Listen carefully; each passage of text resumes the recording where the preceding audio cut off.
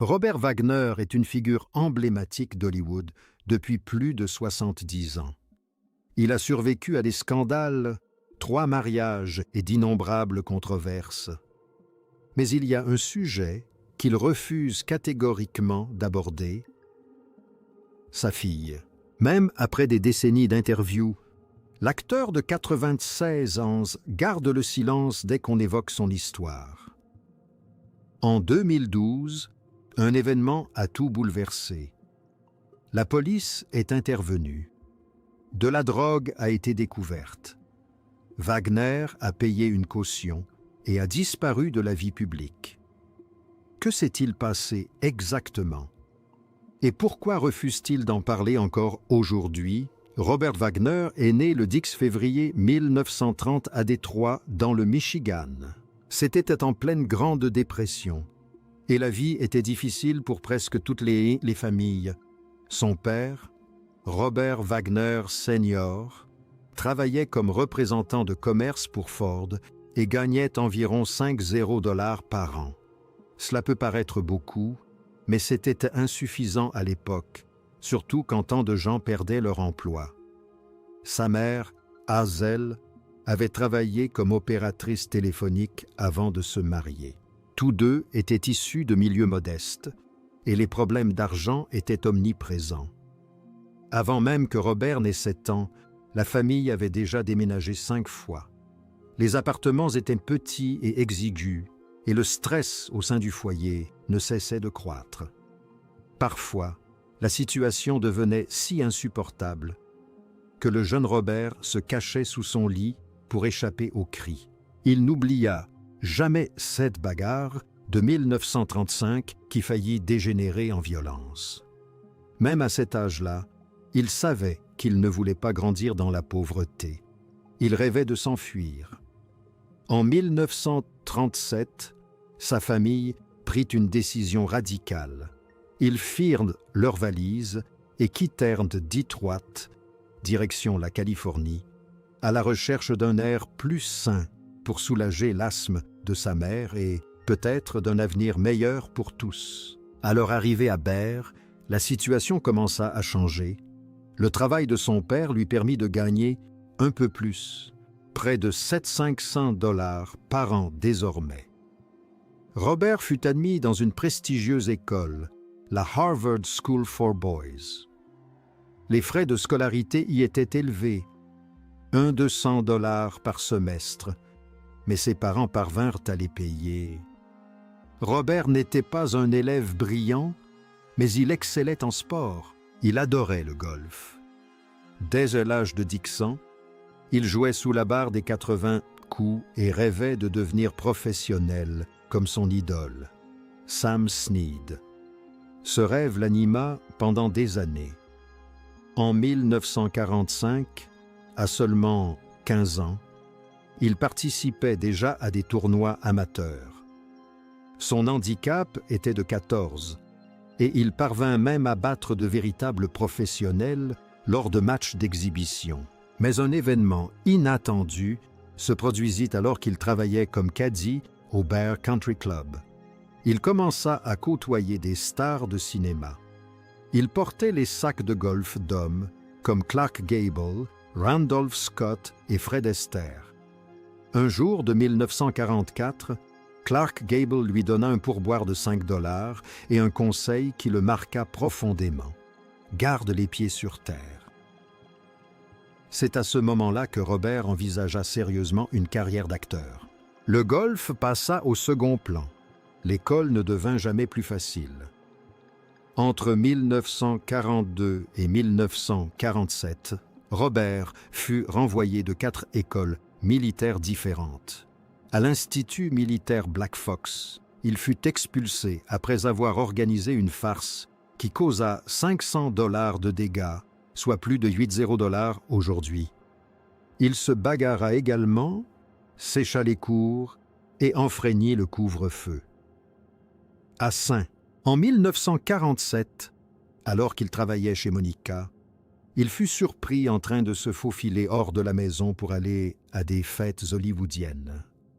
Malgré son comportement exubérant, Il n'était au fond qu'un adolescent en quête de sa place. Il admit un jour que les règles strictes se heurtaient à son esprit libre et qu'il utilisait l'humour et son charme pour s'en sortir. Pour subvenir à ses besoins, il accepta tous les emplois qu'il put trouver. Il reprit son travail de caddie en 1943, gagnant seulement $1 par parcours, mais durant l'été, il pouvait gagner environ $200 par mois. En 1944, il porta de nouveau les clubs de Clark Gable et écoutait les conversations sur les scénarios. C'est alors que son rêve de devenir une star de cinéma commença à prendre forme. Il s'occupait aussi des chevaux des riches aux écuries Bear, faisait la plonge dans un café du coin pour 50 cents de l'heure et travaillait même pour son père dans une aciérie. Ce dernier emploi l'avait épuisé émotionnellement. Cela l'a poussé à redoubler d'efforts pour percer à Hollywood. Puis vint le moment où tout a basculé. En 1950, alors qu'il n'avait que 20 ans et travaillait de nouveau comme caddie, il fut remarqué par un agent nommé Henry Wilson.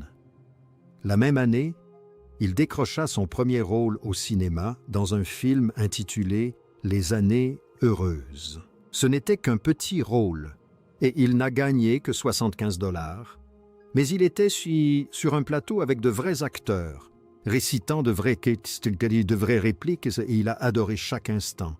Il n'avait aucune formation, juste du cran et du charme. Cette même année, Hollywood produisait plus de 60 films et Robert Wagner avait réussi à se faire une place. Son rôle suivant fut dans Les Hommes Grenouilles en 1951. Cette fois, il incarnait un officier de la marine et c'était son premier rôle officiel au générique. Le film était inspiré de véritables équipes de déminage sous-marin. Il rapporta plus de $2 millions pour un coût de production inférieur à la moitié. Mais en coulisses, les choses n'étaient pas de tout repos. Lors d'une scène de plongée, Wagner faillit se noyer et dut être secouru par son partenaire, Jeffrey Hunter. Il a touché $500 pour ce rôle et a perdu 5 kilos pendant son entraînement avec de vrais nageurs de combat de la marine. Terrifié sur le plateau, il a vomi avant même sa première scène. Mais la critique a adoré sa prestation. Plus tard dans l'année, il a décroché un rôle dans Halls of Montezuma, un film de guerre tourné avec de vrais Marines et de véritables images de combat. Sorti en janvier 1951, le film a été filmé à une époque où de nombreux acteurs étaient mobilisés. Mais Wagner échappa au service militaire car il était sous contrat, une astuce courante à Hollywood à l'époque. Il simula une boiterie lors de son audition, se remettant encore d'un accident de ski et obtint le rôle. Il gagna $750 et fit forte impression en improvisant des répliques lors de scènes de bataille intenses. Sa carrière continua de progresser.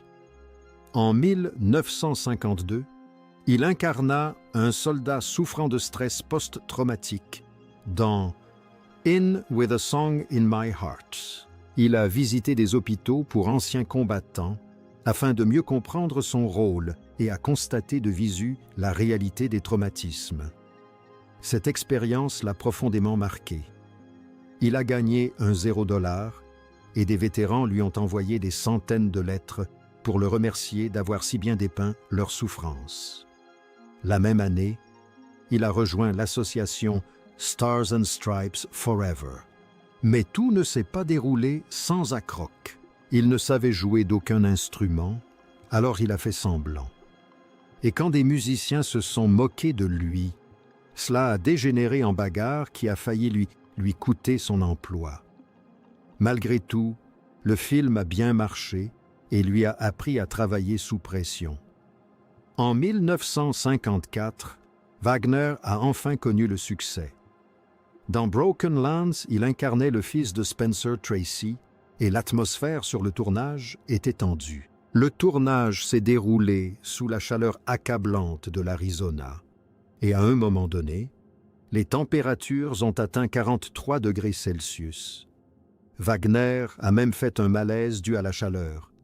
Il s'est disputé avec ses partenaires, s'est heurté au réalisateur, et des rumeurs ont circulé selon lesquelles une véritable bagarre aurait éclaté pendant les répétitions. Malgré tout, le film a connu un grand succès. Il a rapporté près de 4 millions de dollars et a valu à Wagner une nomination au Golden Globe. Southern States a interdit le film en raison de sa représentation du mariage interracial. Mais la controverse n'a fait qu'accroître sa popularité. En coulisses, Spencer Tracy l'a pris sous son aile de manière brutale, allant jusqu'à le gifler pendant une scène pour obtenir une émotion authentique. La méthode a fonctionné, et Wagner ne l'a jamais oubliée, puis vint un baiser avant sa mort en 1956. Wagner incarnait un tueur de sang-froid, un rôle radicalement différent de tout ce qu'il avait fait auparavant. Lors d'une scène, sa partenaire Joanne Woodward fit une chute de 6 mètres à cause d'un harnais défectueux. Elle se foula la cheville et le tournage fut interrompu pendant 3 jours. Wagner avait étudié les tueurs en série pour se préparer au rôle. Il lut des articles sur Charles Starkweather et imita ses tics. Les spectateurs détestèrent tellement le personnage qu'une scène de meurtre particulièrement crue dut être coupée. Sa liaison avec Virginia Leith fut révélée au grand jour. Le film rapporta tout de même 2,2 millions de dollars, mais il le hanta pendant des mois. La même année, il tourna La montagne dans les Alpes françaises. Il réalisait lui-même ses cascades à 4,267 mètres d'altitude, sans filet de sécurité. Un jour, une avalanche ensevelit une partie du décor. Wagner resta coincé sous la neige pendant 45 minutes et souffrit d'engelures aux mains. Des membres de l'équipe furent hospitalisés. Il poursuivit ensuite Paramount en justice et obtint 50 000 $ de dommages et intérêts. Il fut également témoin des accès de rage de Spencer Tracy, notamment lorsqu'il en vint à frapper une doublure cascade. Le film a rapporté 3 millions de dollars, mais il est resté plus célèbre pour ses accidents que pour le jeu des acteurs. Dans Entre ciel et enfer, également sorti en 1956, Wagner s'est plongé dans le traumatisme de la guerre. Pour se préparer, il a vécu dans de véritables tranchées à Hawaï. Un accident avec des munitions réelles a blessé 5 figurants et Wagner a été égratigné au bras par des éclats d'obus. La MPAA a coupé 8 minutes de véritables images de combat pour éviter une classification X. Après le tournage, il s'opposa à Brick Crawford sur des questions politiques. Les accès de colère de Crawford dégénérèrent en violence. Wagner eut la mâchoire contusionnée. Le film fut interdit au Japon, mais rapporta tout de même 2,5 millions de dollars. Wagner fit don d'une partie de ses gains à des vétérans. Son film de 1957, The True Story of Jesse James, lui valut de nouveaux ennuis. Pendant un tournage au Colorado, une charge de chevaux lui a fracturé une côte. Il a tiré avec des armes anciennes qui ont accidentellement fait feu et lui ont brûlé la main. La douleur était bien réelle. La famille de Jesse James a porté plainte contre le réalisateur pour la façon dont l'histoire avait été racontée. Ils ont conclu un accord à l'amiable pour 75 000 $. Wagner a failli perdre tous ses rôles futurs à cause de son interprétation magistrale du hors-la-loi. Il a admis plus tard que les cauchemars ne l'avaient jamais vraiment quitté. En 1960, il tenait le rôle principal dans un mélodrame intitulé All the Fine Young Cannibals, incarnant Chad Bixby, un musicien de jazz ténébreux. Sa partenaire était Natalie Wood, qui n'était pas seulement à l'écran, mais aussi son amante dans la vie. Ils s'étaient déjà mariés le 28 décembre 1957, mais leur relation s'était refroidie. Travailler ensemble sur ce film a ravivé la flamme de leur amour passé. Après des années d'éloignement, ils se remarièrent en 1972. En 1962, Wagner s'envola avec sa compagne, passionnée de guerre, au péril de sa vie. Il ne s'agissait pas d'un simple rôle. Les bombardiers B-17 utilisés étaient un bien réel. Une scène au-dessus de la Manche faillit tourner au drame. Lors d'une cascade, des vents violents s'abattirent sur un avion, obligeant un membre de l'équipe à sauter en parachute. Il s'est noyé et le studio a étouffé l'affaire. Wagner a déclaré plus tard avoir craint pour sa vie. Les courses-poursuites hasardeuses de McQueen n'ont rien arrangé. Tout cela a contribué au chaos. Le film a à peine rentabilisé son budget, rapportant seulement 1,2 million de dollars, malgré ses efforts pour retranscrire la douleur et l'adrénaline de la guerre. Puis, en 1963, un changement de ton s'est opéré avec La Panthère rose.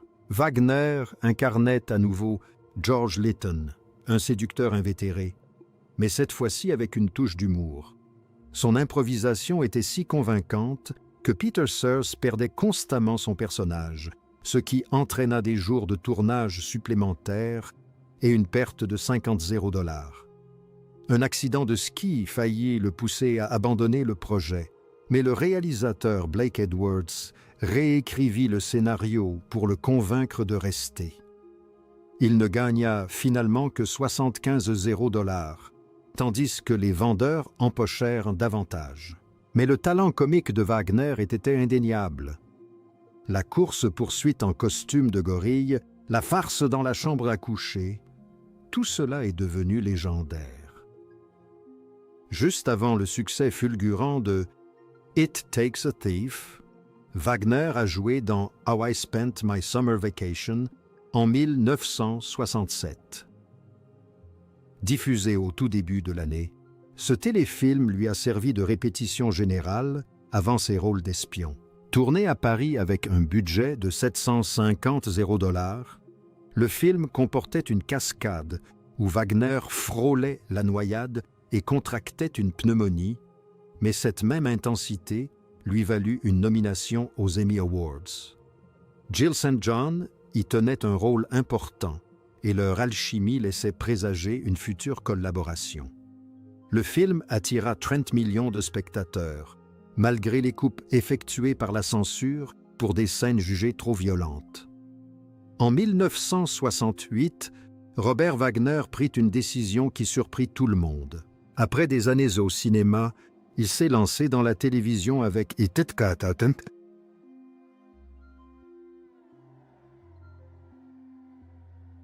a Thief. Il y incarnait Alexander Mundy, un cambrioleur charmant contraint de travailler pour une agence secrète. Ce n'était pas une simple série d'espionnage. Elle paraissait authentique. Wagner a même appris le crochettage auprès d'experts et s'est entretenu avec de véritables espions. Les gadgets étaient sophistiqués, mais les sous-entendus de guerre froide lui donnaient une dimension particulière. L'épisode pilote a coûté un demi-million de dollars, une somme colossale à l'époque, mais le succès fut au rendez-vous. À la fin de la première saison, 25 millions de téléspectateurs étaient au rendez-vous. Son charisme était irrésistible. Son partenaire Malachi Throne lui-même a déclaré « Les canulars du faux vol de bijoux ont failli leur coûter leur assurance ». Wagner a été nommé aux Golden Globes en 1969, mais ce rôle l'a aussi enfermé dans un rôle. Pendant des années, il a été perçu comme un séducteur charmeur.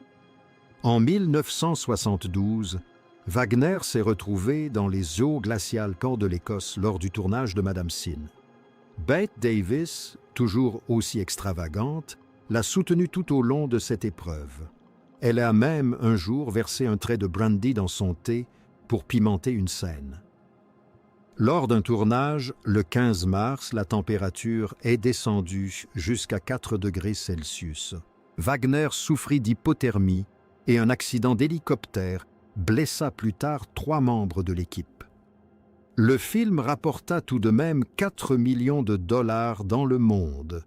Davis exigea 17 changements de costume. Et Wagner n'oublia jamais le chaos qu'elle séima. 2 ans plus tard, en 1974, Wagner se retrouva suspendu à un gratte-ciel en flammes, pris dans un brasier infernal. Il réalisa lui-même ses cascades et se retrouva avec les sourcils brûlés suite à un incident pyrotechnique. Il fut hospitalisé le 12 décembre de cette année-là, mais le film finit par rapporter plus de 116 millions de dollars. Les incendies atteignirent 20 degrés. Le matériel fondit, les figurants paniquèrent. Wagner admit que la peur était bien réelle. Ce n'était pas du jeu d'acteur, c'était de la survie. En 1975, Wagner revint à la télévision avec Switch. Il y incarnait Pete Ryan, un escroc à la langue bien pendue, devenu détective. Lui et Eddie Albert se faisaient constamment des farces. Une blague dépassa les bornes. Une fausse bombe explosa prématurément et brûla les cheveux de Wagner. Malgré tout, l'audience explosa, atteignant un pic de 25 millions de téléspectateurs. Il intégra à son jeu des gadgets et de véritables interviews de policiers infiltrés. Mais en coulisses, il y avait des scènes censurées, des liaisons avec des vedettes invitées et un chaos grandissant. En 1978, l'audience chuta et CBS arrêta la série.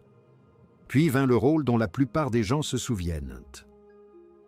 En 1979, Hartwart propulsa Wagner à nouveau au rang de star internationale.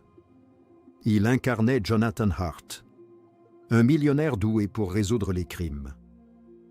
La production ne lésina pas sur les moyens. Ils utilisèrent un véritable jet privé de 10 millions de dollars et conduisirent des Mercedes immatriculées avec 2 cœurs. Pendant plus de 5 ans et 110 épisodes, la série a été diffusée dans 87 pays. Mais ABC recherchait le sensationnalisme. La chaîne a insisté pour qu'il y ait des infidélités et des disputes. Wagner et Stephanie Powers ont résisté. Ils voulaient de la romance, pas du scandale.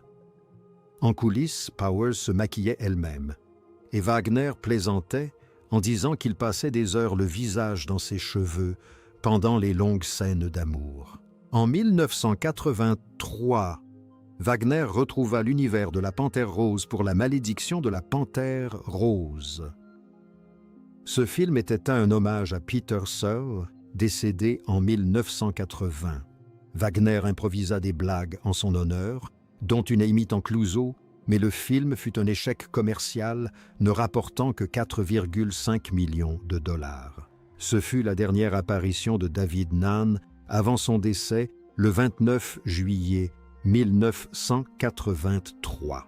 Le mauvais accueil réservé au film a freiné la franchise pendant une décennie. En 1985, Wagner tenait le rôle principal dans Lime Street, mais un drame survint. Samantha Smith, sa jeune partenaire à l'écran et militante pacifiste, périt dans un accident d'avion le 25 août. La série ne diffusa que 5 épisodes avant d'être annulée malgré de bonnes audiences. Wagner, bouleversé, a décrit plus tard une sensation étrange sur le plateau qu'il ne pouvait expliquer. En 1988, il a exploré un registre plus sombre dans Les Moulins des Dieux, plongeant au cœur de l'espionnage de la guerre froide. Il y incarnait Mike Slade, un diplomate mystérieux, en proie aux tensions bien réelles des années 1980. Il a effectué des recherches sur les méthodes du KGB, déclassifié des documents et étudié les sociétés secrètes.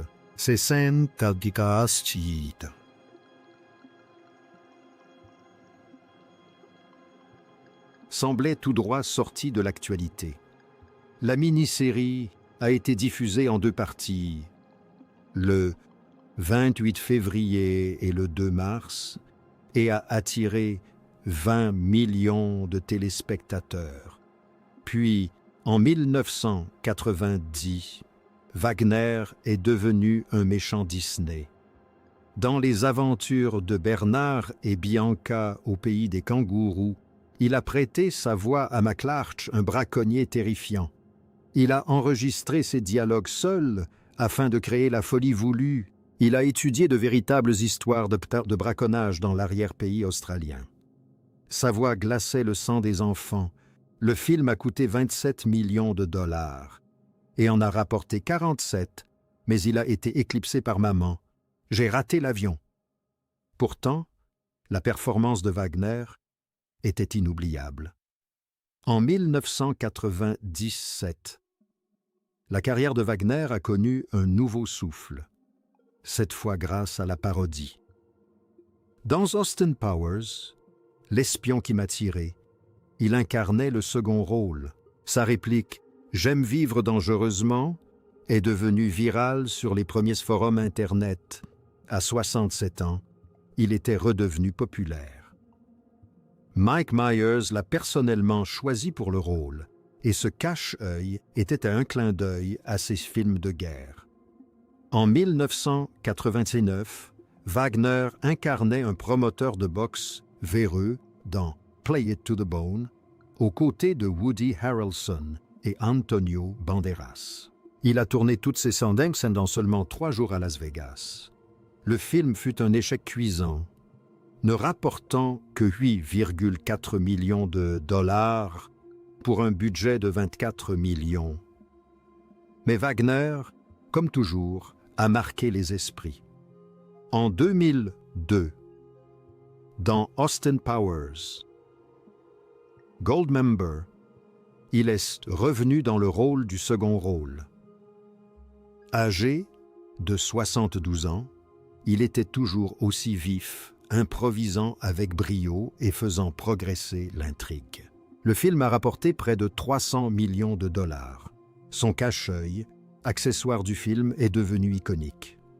En coulisses, il a confié que l'idée du requin laser lui était venue de véritables listes d'espèces menacées des années 1990. Puis vint NCIS. De 2010 à 2019, Wagner incarna Anthony de Nozo Senior, une figure paternelle attachante et complexe. Ce rôle était très personnel. Il puisait dans ses souvenirs d'enfance à Détroit, dans les années 1930. Il partageait une véritable complicité avec Michael Weatherly, qui incarnait son fils à l'écran. Wagner avait 80 ans lors de sa première apparition, et à la fin du tournage, il était redevenu un chouchou du public. Même en 2020, à 90 ans, Robert Wagner n'avait pas dit son dernier mot. Il est revenu en pleine forme pour une comédie déjantée tournée pendant le confinement. Il a répété virtuellement pour se protéger. Sa scène dura quelques minutes, mais l'impact fut indéniable. Il avait encore cette étincelle. Parallèlement, Robert Wagner rencontra Natalie Wood pour la première fois en 1956. Il avait 26 ans et elle seulement 18. Ce fut le coup de foudre. Le 28 décembre 1957, ils se marièrent en Arizona. Tous les considéraient comme le couple hollywoodien idéal. Mais 5 ans plus tard, en 1962, ils divorcèrent. On disait que Nathalie avait surpris Robert avec un autre homme. Leur histoire d'amour était brisée, mais ce n'était pas la fin. Le 16. Juillet 1972, ils se remarièrent sur un yacht. Ils eurent une fille, Courtney, née le 9 mars 1974.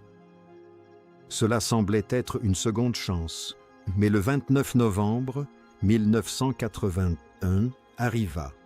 Nathalie se noya au large de l'île de Catalina. Cette nuit-là, une dispute avait éclaté sur le bateau. Robert, Nathalie et l'acteur Christopher Walken étaient tous présents. Certains disaient que Robert était jaloux, d'autres qu'il avait perdu le contrôle. Personne ne sait vraiment ce qui s'est passé durant ces dernières heures, mais Nathalie n'est jamais revenue. Après sa mort, Robert s'est retrouvé seul à élever 3 filles. Courtney n'avait que 7 ans. Natasha, la fille de Nathalie, issue d'un précédent mariage, avait 11 ans. Katie, née de son second mariage, avait 17 ans. Robert avait 51 ans. On chuchotait sur ce qui s'était passé sur ce bateau. En 2018, la police l'a désigné comme suspect, mais chez lui, il essayait simplement d'être un père. Nathalie disait qu'il était à la fois sa mère et son père. Il l'a adopté légalement. Il a même aidé à élever les enfants de l'ex-mari de Nathalie. La maison était bruyante, en désordre et empreinte de souffrance. Mais c'était une famille. En 2020, Natasha a réalisé un documentaire pour le défendre. Mais en 2025, les enquêteurs ont découvert de nouveaux éléments. Les rumeurs ont recommencé à circuler. On se demandait s'il avait une liaison au moment du décès de Nathalie. Les questions n'ont jamais cessé. Avant le retour de Nathalie dans sa vie, Robert avait épousé Mary et Marshall en 1963. Cela s'était produit moins d'1 an après son divorce avec Nathalie. Ils s'étaient fiancés en 1962, mariés le 21 juillet 1963, et avaient eu une fille, Cathy, le 11 mai 1964. Marianne avait eu 2 fils avec le réalisateur Stanley Donen. Et soudain, Robert se retrouva père de 3 enfants.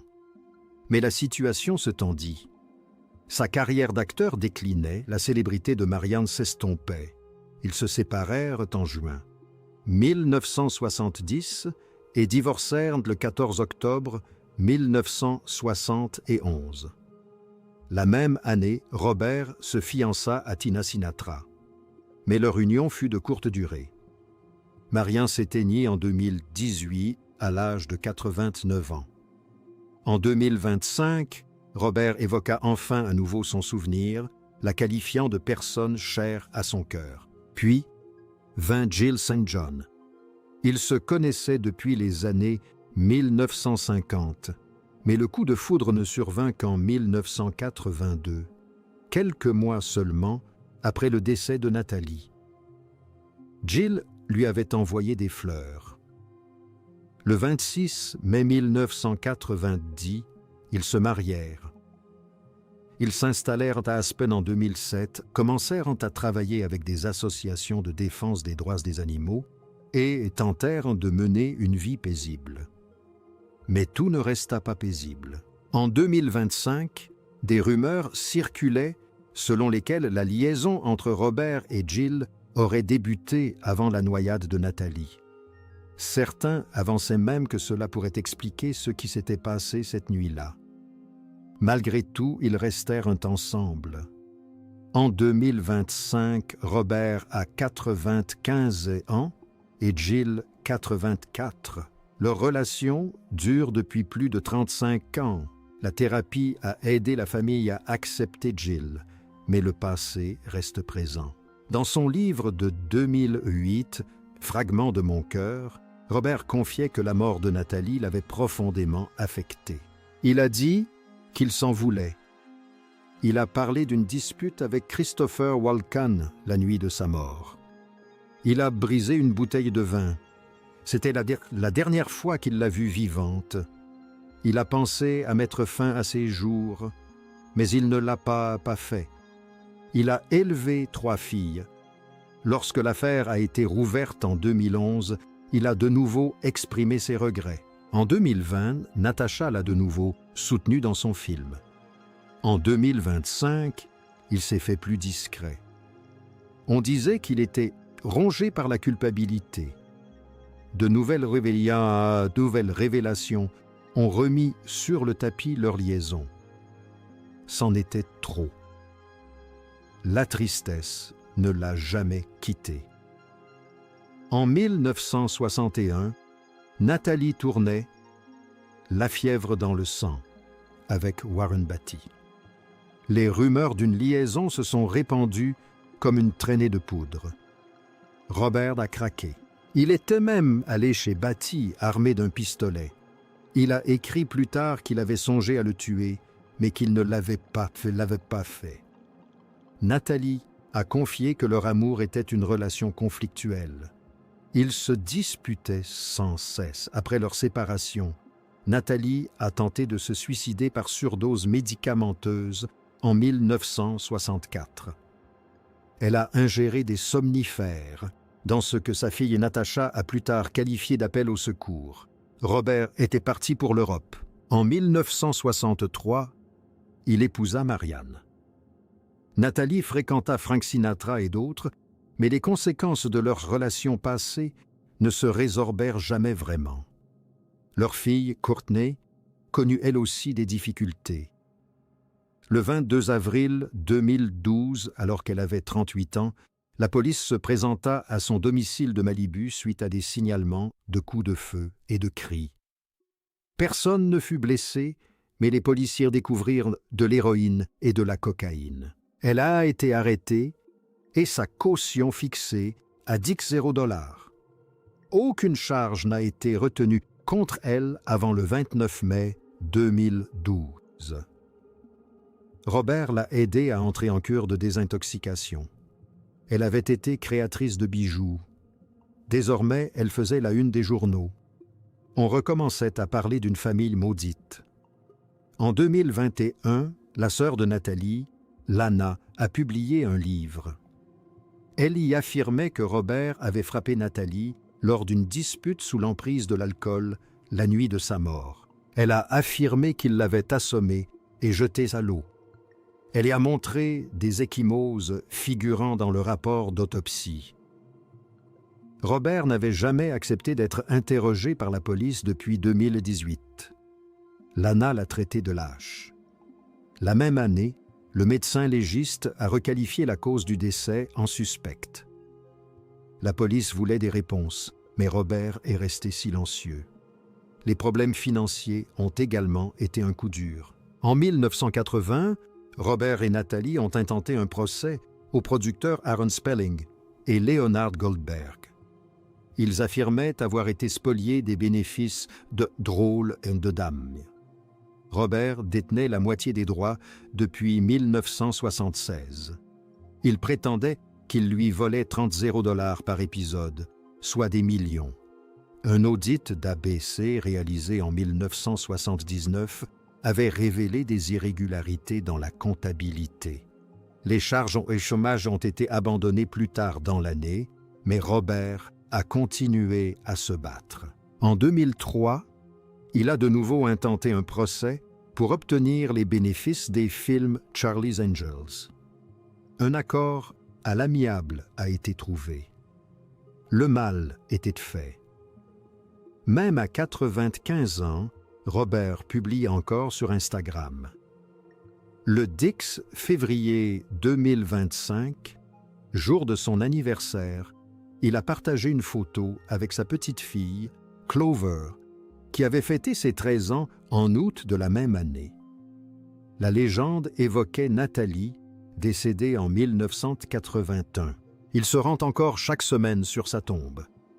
Depuis 2023, ses publications ont récolté plus de 1,2 million de j'aime.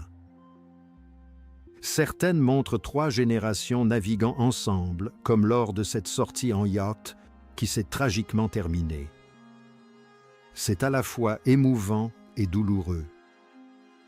Juste après le décès de Nathalie, Robert a créé le fonds commémoratif Natalie Wood en 1982. L'association a récolté plus de 1,5 million de dollars pour la prévention des noyades. Elle a formé plus de 250 sauveteurs et sauvé environ 500 vies. Selon un rapport de 2024, Robert a fait un don personnel de 100 $ chaque année au moment même où l'enquête était rouverte. Le 20 juillet, jour de l'anniversaire de Nathalie, l'association organise un gala. En 2025, elle a rendu hommage à 12 enfants sauvés de la noyade. Certains affirment que ce fonds n'est qu'un outil de relations publiques. Les dons ont bondi de 40% après que Robert a été désigné comme personne d'intérêt, mais l'aide apportée était bien réelle. Lors d'entretiens entre 2023 et 2025, Robert a de nouveau évoqué la mort de Nathalie. En novembre 2023, il a déclaré pleurer toutes les nuits. Il continue de nier l'avoir blessée. En 2024, il a affirmé avoir refusé de se soumettre à des interrogatoires de police à 6 reprises. Il voulait se concentrer sur sa guérison. Le documentaire de Natacha, sorti en 2021, n'a jamais mentionné ses ecchymoses. Robert a déclaré que la thérapie l'avait aidé à survivre. Il a suivi 300 séances depuis 1982. Après ces interviews, les dons au fonds pour les victimes de noyades ont augmenté de 25%. Certains le croyaient, d'autres non.